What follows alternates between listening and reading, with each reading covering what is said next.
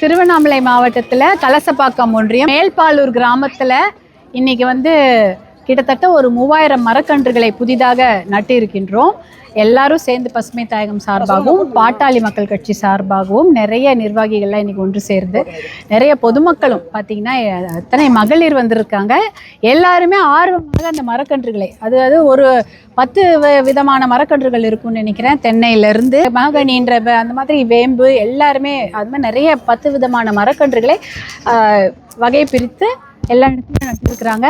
ஒருத்தரும் ஆர்வமாக அந்த குழி கரெக்டாக அதுக்கேற்ற மாதிரி எவ்வளோ தேவையோ இடம் விட்டு அதை மாதிரி அதுக்கு ஒருத்தருக்கும் இடம் விட்டு இடைவெளி விட்டு மரக்கன்றுகளுக்கு குழியெல்லாம் எடுத்து மரக்கன்றுகளை நட்டிருக்கிறார்கள். ஏனென்றால் இந்த பகுதியில் பார்த்திங்கன்னா இவ்வளோ பெரிய இடம் அவங்க நம்மளுடைய ஊராட்சி மன்ற தலைவர் அவர்களும் இங்கே இருக்கிறவங்க எல்லாம் சேர்ந்து இந்த இடத்துல மரக்கன்றுகளை நட்டு ஒரு காடாக உருவாக்க வேண்டும், அப்படி இருந்தால் தான் இதை பாதுகாக்க முடியும் அப்படின்ற ஒரு மிகப்பெரிய உயர்ந்த நோக்கத்தோடு தான் இதை ஆரம்பிச்சிருக்கிறாங்க.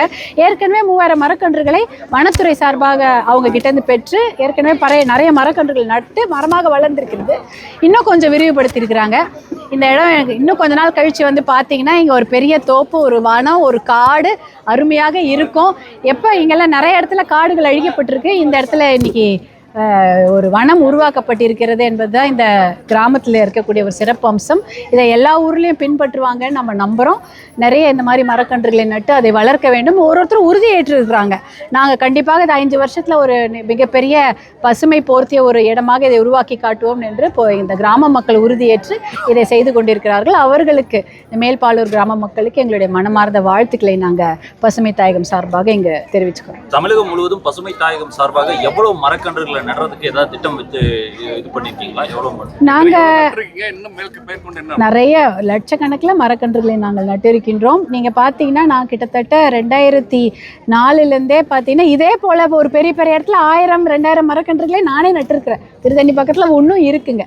அதாவது அப்போ 2004னா சொல்ல கிட்டத்தட்ட 20 வருடம் அந்த வருடத்துக்கு முன்னாடியே இதே போல் 1000 மரக்கன்றுகளை திருத்தணி பக்கத்தில் நட்டிருக்கோம். இன்னும் இருக்குது, உங்களுக்கு அந்த இடத்துல இருக்குது.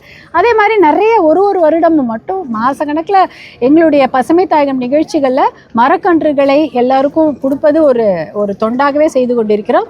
அதே போல் மரக்கன்றுகள் நடும் விழாவை விமரிசையாக கொண்டாடி கொண்டிருக்கிறோம். ஒருத்தரும் அவர்கள் இல்லங்களில் மருத்துவர் ஐயாவின் அறிவுறுத்தல் படி பிறந்த நாளாக இருக்கட்டும் இல்லை திருமண நாளாக இருக்கட்டும் எல்லாமே மரக்கன்றுகளை நட்டு வளர்க்க வேண்டும் என்பது தான். அதில் ஒன்றுத்துலேயே நாங்கள் தான் கலந்துக்கணும்னு இல்லை, அவங்க பசுமை தாயத்தை சேர்ந்தவர்கள் யாராக இருந்தாலும் மிகப்பெரிய விழாக்களை தான் நடத்தியிருக்கிறாங்க. நிறைய இடங்களில்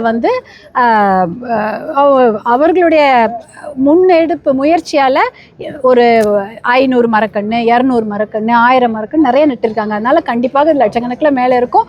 நாங்களும் மில்லியன் சிக்னேச்சர் கேம்பெயின்லாம் இதுக்காகவே நடத்தியிருக்கிறோம். ஒரு முறை ஆரம்பிக்கும் போது முதல் நாள் ஜனவரி மாதம் ஆரம்பிக்கும் போதே சொல்லிவிடுவோம், இந்த வருஷம் நமக்கு இலக்கு 1 லட்சம் நடணும் இல்லை 10 லட்சம் நடணும் அப்படின்னு ஒரு இலக்கு வைத்துக்கொண்டே நாங்கள் நட்டுக்கொண்டோம். இந்த ஆண்டுக்கான இலக்கு இந்த ஆண்டுக்கான எப்பவுமே எங்களுடைய இலக்கு 1 மில்லியன் தான். 10 லட்சம் மரக்கன்று நட வேண்டும் என்பது தான் எங்களுடைய இலக்கு. எப்பயும் ஒரே இடத்துல கிராம மக்கள் 3000 மரக்கன்றுகளை நட்டு அதை நாங்கள் பராமரித்து வளர்த்து கொண்டு வருவோம் என்பது செய்தி. அந்த செய்தி உலகம் முழுக்க பரவ வேண்டும். அதற்கு நீங்கள் எல்லாம் ஒத்துழைப்பு கொடுக்க வேண்டும் என்று உங்களை எல்லாம் மனமாறு அன்போடு கேட்டுக்கொள்கின்றேன். நன்றி.